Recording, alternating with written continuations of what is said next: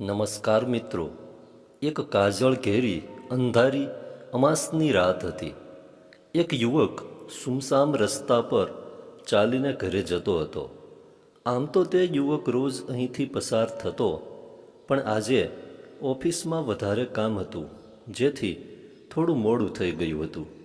રાત્રિના લગભગ 1 વાગ્યો હતો. રસ્તા પર ક્યાંય અજવાળું ન હતું. યુવક બેટરી ચાલુ કરીને આગળનો રસ્તો જોતો હતો. કૂતરાના ભસવાનો અવાજ આવતો હતો.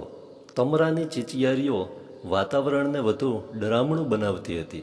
સન્નાટો એવો ભયાનક હતો કે ચાલવાથી ચપ્પલ જમીન પર ઘસવાનો અવાજ પણ સ્પષ્ટ સંભળાતો હતો.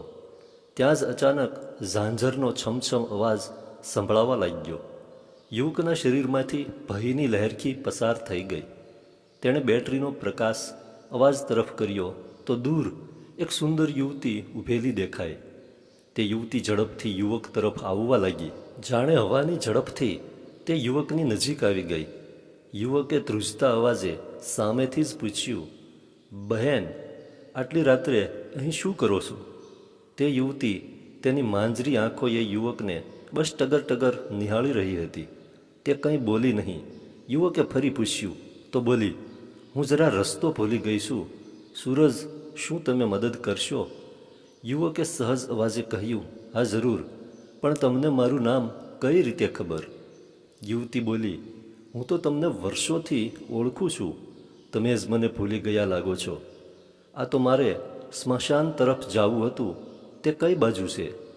યુવક મનમાં અનેક વિચાર આવવા લાગ્યા.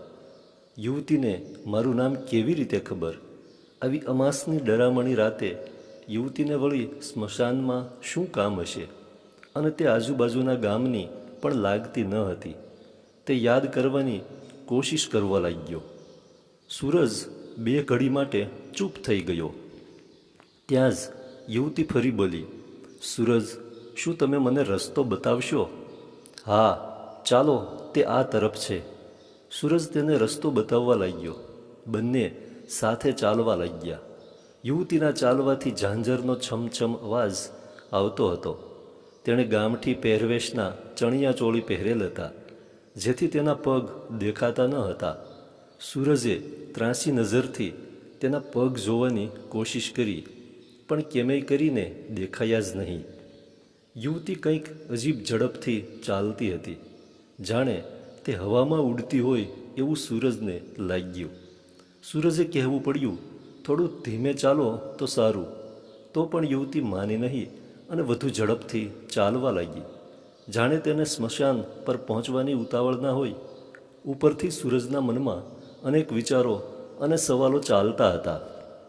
સૂરજ પણ કેમે કરીને તેની સાથે તાલથી તાલ મેળવવાની કોશિશ કરવા લાગ્યો. તેને હવે પરસેવો થવા લાગ્યો. તે હાંફવા લાગ્યો. ત્યાં જ અચાનક તેની પીઠ પર જોરથી કોઈકે માર્યું. સૂરજ ત્યાં જ ગબડી પડ્યો. બચાવો, બચાવોની બૂમો પાડવા લાગ્યો. તડફડિયા મારવા લાગ્યો. જમીન પર પડવાથી તેને વાગ્યું પણ હોય તેવું લાગ્યું. ત્યાં જ તેને જોરથી કોઈના બોલવાનો અવાજ આવ્યો, સૂરજ, ઉઠ, ઉઠ. તેણે આંખ ખોલી તો પામ્યું કે તે તો તેના ઘરે પથારીની બાજુમાં ખાટલા પરથી નીચે પડેલો હતો. તેની મમ્મી તેને ગાલ પર ટપલી મારીને ઉઠાડતી હતી. શું ફરી કોઈ ડરામણું સપનું જોયું? એટલે જ કહું છું, મોડી રાત સુધી ડરામણી ફિલ્મો જોવાનું બંધ કર. સૂરજને હાશકારો થયો કે આ તો ફક્ત એક સપનું હતું. તે બેઠો થયો અને ઉઠીને બાથરૂમ તરફ ગયો.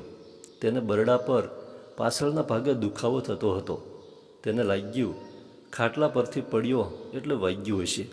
તેણે ટી-શર્ટ ઉતારીને કાચમાં જોયું તો તેના બરડા પર માણસના પંજાના આકારનું ચકામું પડેલું હતું. તેને ફરી પરસેવો વળી ગયો. જો આ ફક્ત એક સપનું હતું તો આ નિશાન ક્યાંથી આવ્યું?